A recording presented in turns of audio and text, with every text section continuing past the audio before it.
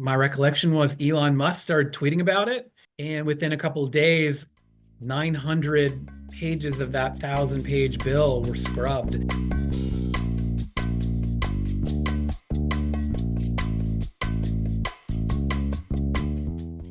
Welcome to Off the Chart, a business of medicine podcast featuring lively and informative conversations with healthcare experts, opinion leaders, and practicing physicians about the challenges facing doctors and medical practices. I'm your host, Keith Reynolds, and this week we've got a conversation between myself and friend of the show, Anders Gilberg, Senior Vice President for Government Affairs with MGMA. We're talking about the second Trump administration and what it means for healthcare and what the organization has on its lobbying wish list.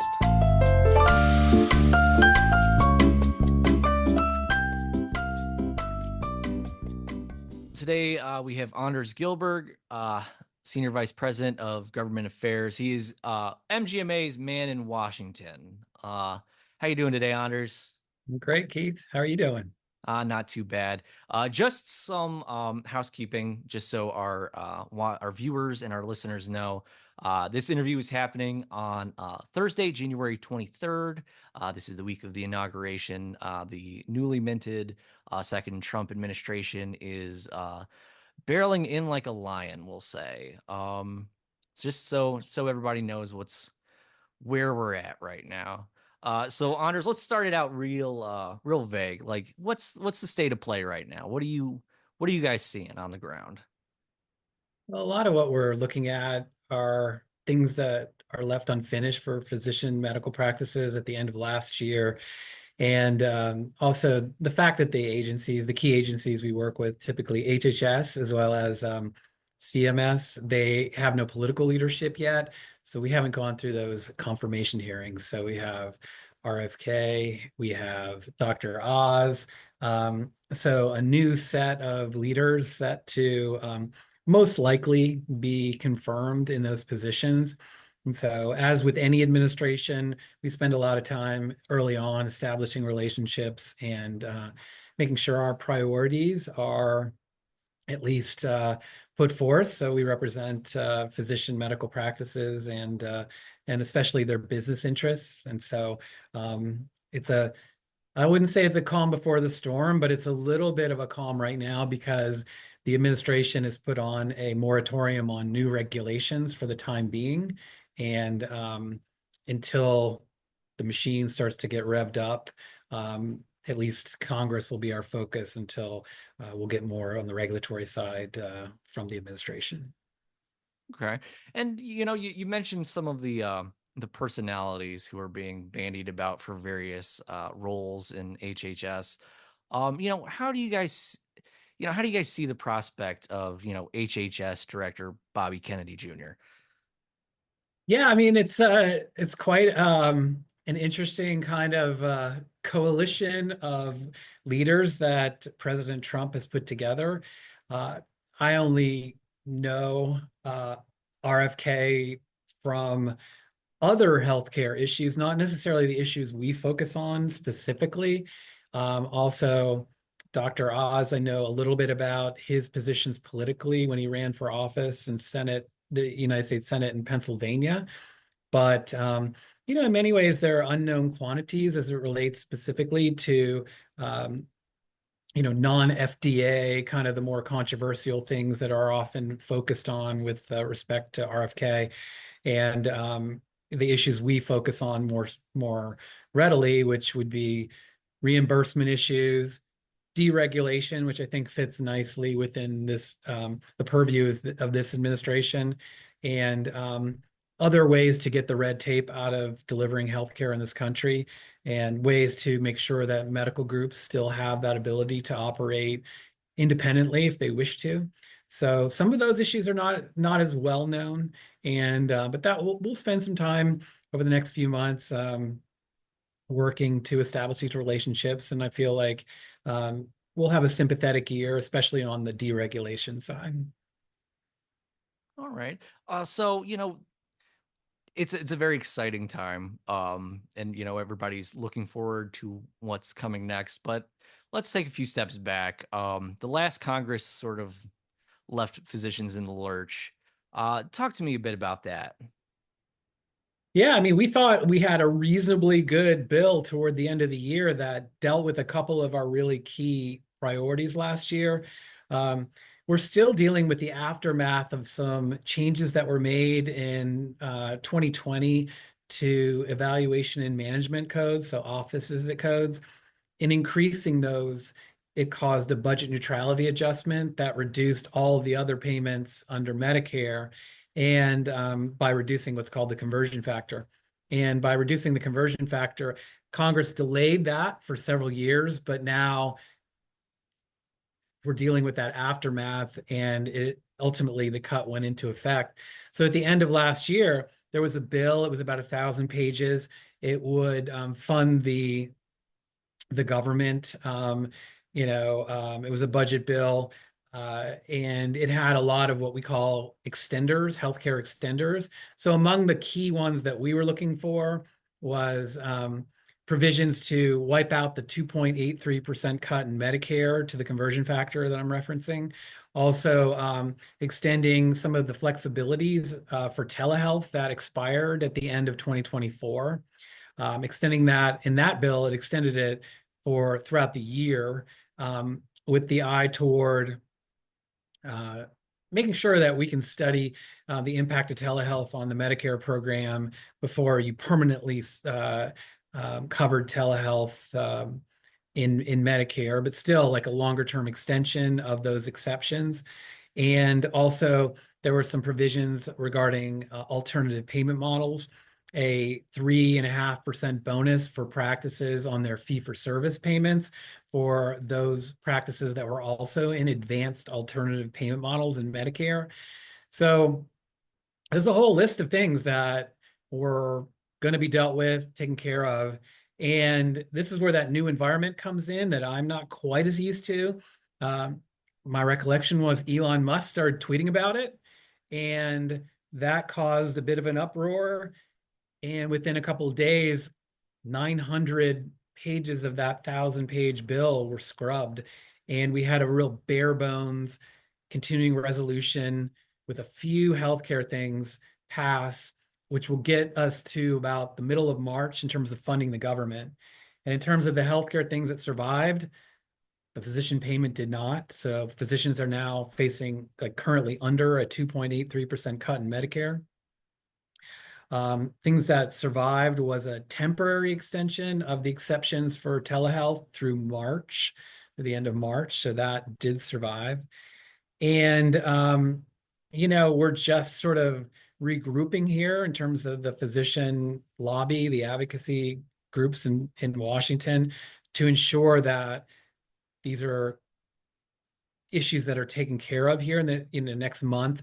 Ideally, we'd like to see, it's happened in the past where Congress has passed legislation to deal with physician payment and maybe not retroactively apply it because that can be very administratively burdensome, but prorate the amount that would have been paid out for the first few months into that final bill for the rest of the year. That happened once about maybe 10 years ago when we used to deal with something called the sustainable growth rate formula that was also causing a lot of cuts. So yeah, we're kind of a little bit back to square one with this administration now that that bill at the end of the year um, had largely been scuttled. And so Congress is now under the control. Both houses of Congress are Republican. Uh, some of our champions have retired. Some physicians in Congress have retired. So it's a little bit of a new game, and there's a lot of issues on the table for this mid-March budget bill. And so that's what we're in the mix on right now. So this is a bit of an inside baseball question, but like, how do you as an organization deal with this? You mentioned, you guys had a bill that you guys felt very confidently about, and then, Musk tweets about it and things get scuttled. Mhm. Um, I'm not been paying attention to this for the longest time, but when I was but a lad, that you didn't have billionaires out in California scuttling, 1,000 page, bills. So how do you guys approach it now? Well, we just have to regroup and re-educate. I mean, it is a new Congress. There are new members elected. Some have retired, as I mentioned, and so we're regrouping. I expect legislation to be reintroduced that we had last year. Worked with the American Medical Association and a lot of the physician specialties to address this issue, both from a short-term and a longer-term perspective. Really, what we need is longer-term reform of the physician payment system, and that's what we have the eye toward. It was just fixing that end of year piece last year so we could have a stable system in which to hopefully negotiate a longer term solution, which everybody believes that we need some more stability in physician payment. Um, you know, it's it's probably not productive to go back and think, why did that happen to us and whatnot? It's just a reality of government these days. And it's a little less certain as perhaps as it was in the past. Um, and with the new president, the priorities change and shift. So this presidency is unique. It's not unique, but in my experience, having a president who was, had a kind of a gap in between their two terms is unique for me at least. So in many ways, Trump starts this final term of presidency with the impetus to get stuff done now and work with Congress to get stuff done now. His power will never be greater than it is now. A year from now, he'll be closer to being, a lame duck president because he can't be reelected. And he certainly has the bully pulpit at the moment and a mandate through the election. So it's harnessing that enthusiasm for some of these other issues and regrouping and just making sure that MGMA's priorities and priorities for physicians are included in some of the vehicles, these legislative vehicles that, whether it's some of your listeners might have heard that Trump wants one beautiful bill, I think he said. Now there's some discussion, should there be one bill or two bills? I even heard today maybe three bills, three beautiful bills.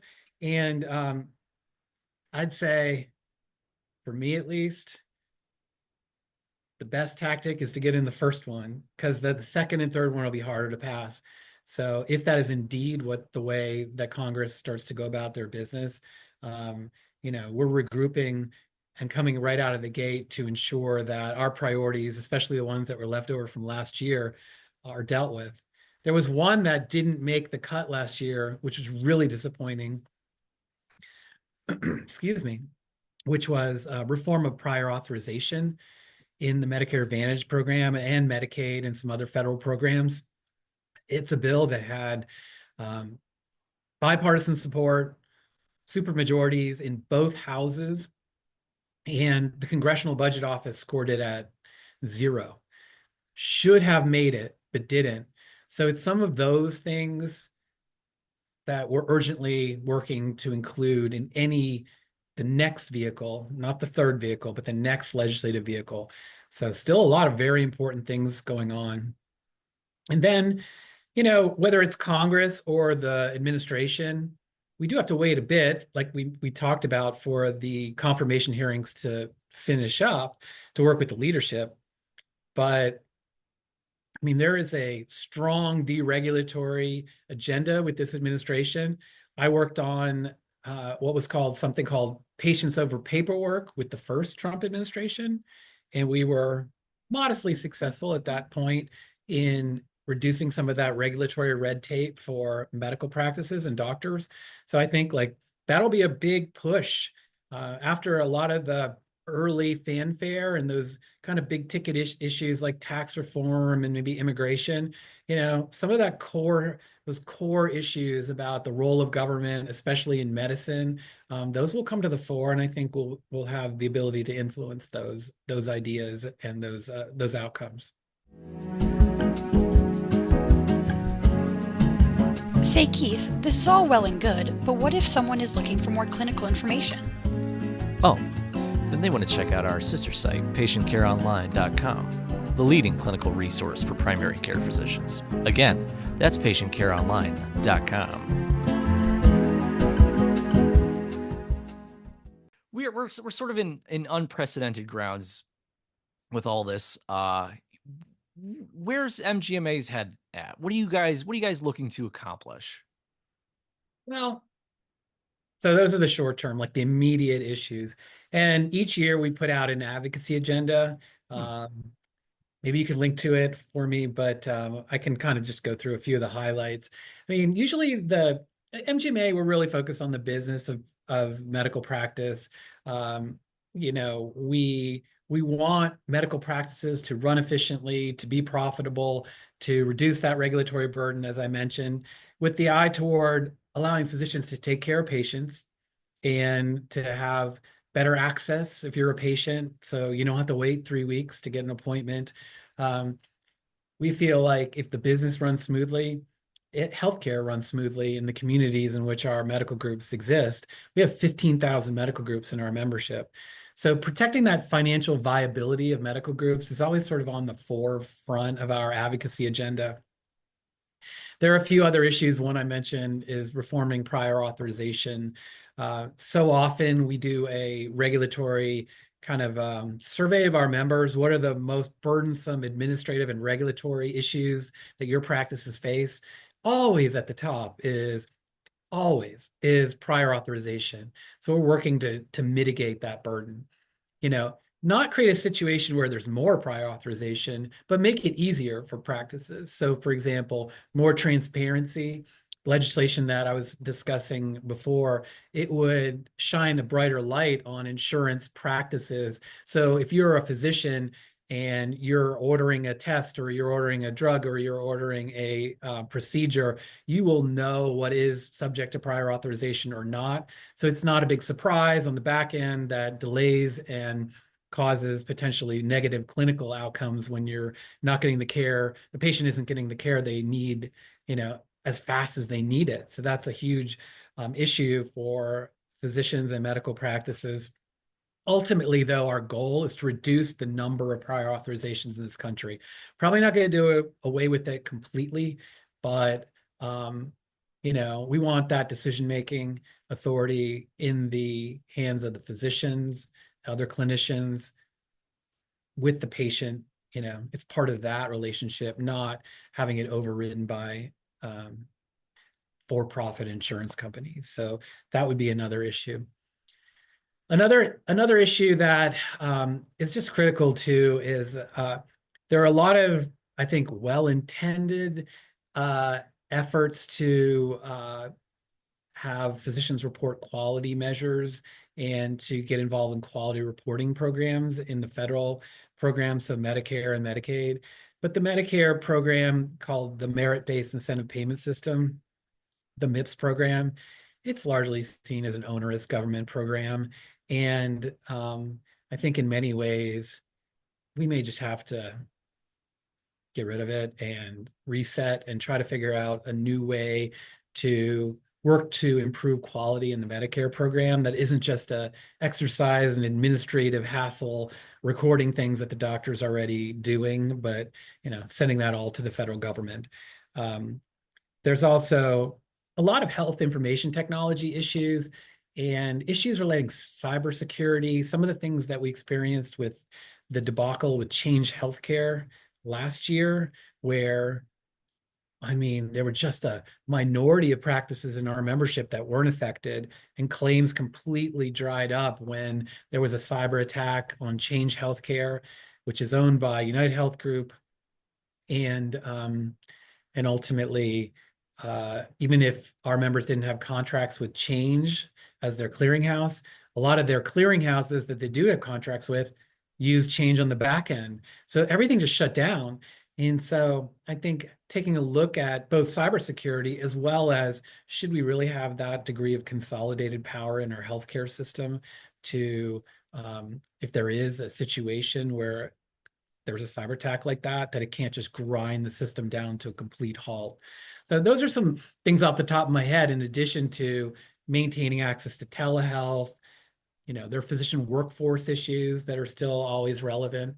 Those are some of the things at the beginning of each year that we put forward as our advocacy agenda, and people can get that on our website. We also have one pagers where we get into each issue.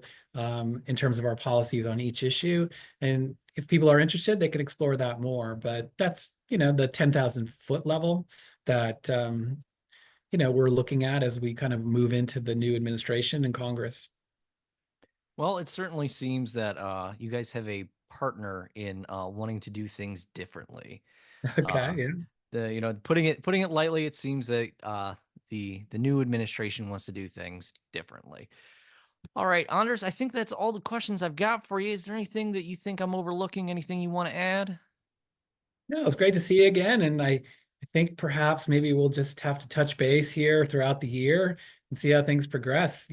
If nothing else, this administration is going to be a little less predictable than the former one. That could be a good thing. I don't know yet. We'll see. But when we get the players in place and we get through the first few weeks, I think the pieces will fall into place a little bit more. And I'm happy to come back and chat with you anytime. It's always great to get together. Oh, absolutely, Anders. And it's easy to forecast doom and gloom, but you never know. The sun might shine. Let's hope. Yeah, absolutely. All right. Thank you so much. Thanks, Keith.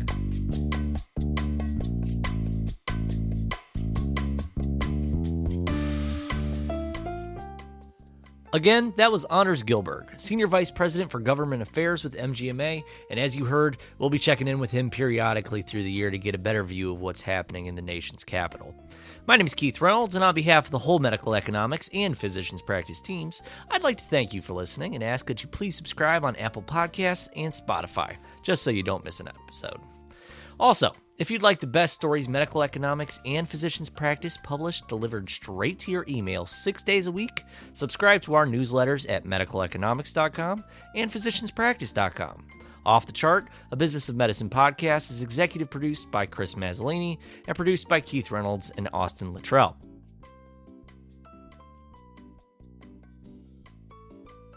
Medical Economics, Physicians Practice, and Patient Care Online are all members of the MJH Life Sciences family. Thank you.